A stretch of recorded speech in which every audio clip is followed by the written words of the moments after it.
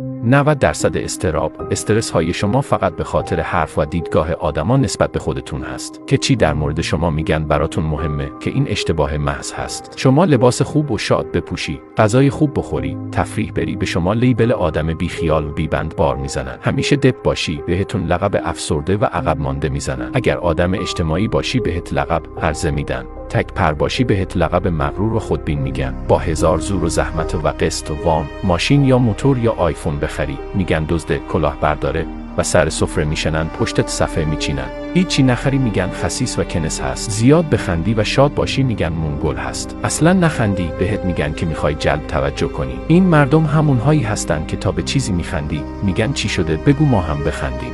ولی غمگین باشی میگن ولش کن بذار تو حال خودش باشه. خودت باش رفیق، برای خودت زندگی کن. دروازه رو میشه بست ولی دهن مردم رو در هیچ حالتی نمیشه بست. پس خودت رو درگیرشون نکن، رها کن و لذت ببر.